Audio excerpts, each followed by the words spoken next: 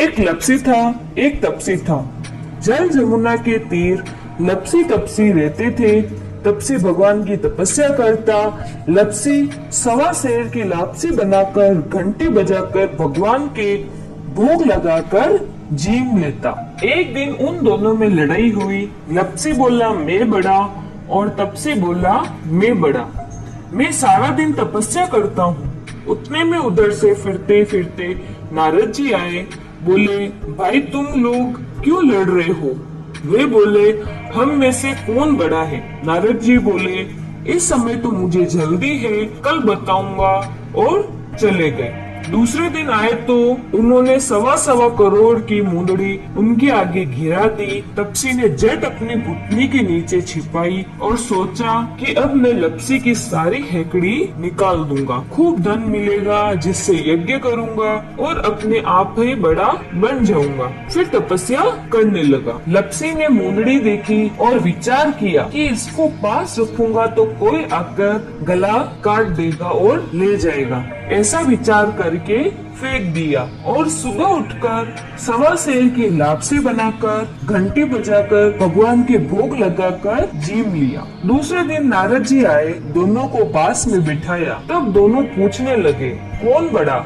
नारद जी बोले तपसी तुम्हारे घुटने के नीचे क्या है? तपसी ने घुटना उठाया तो सवा करोड़ की मुंदड़ी निकली। नारद जी बोले कि इतना भजन भाव करके भी तुम्हारे मन में चोरी नहीं गई?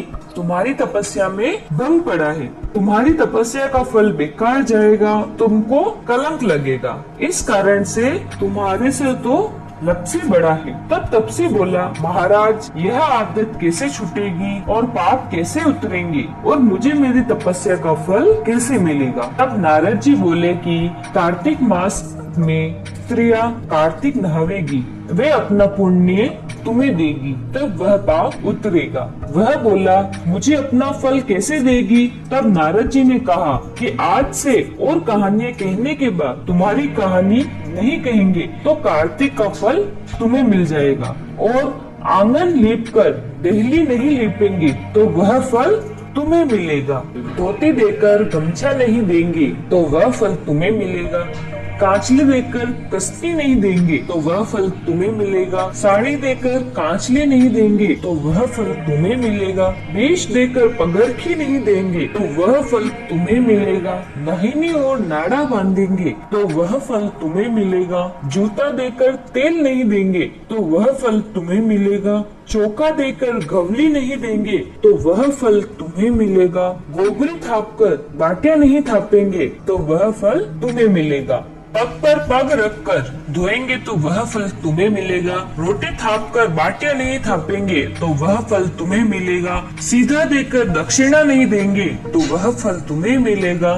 ब्राह्मण जिमाकर दक्षिणा नहीं देंगे तो वह फल तुम्हें मिलेगा। ननन जिमाकर नांदनी नहीं जिमाएंगे तो वह फल तुम्हें मिलेगा।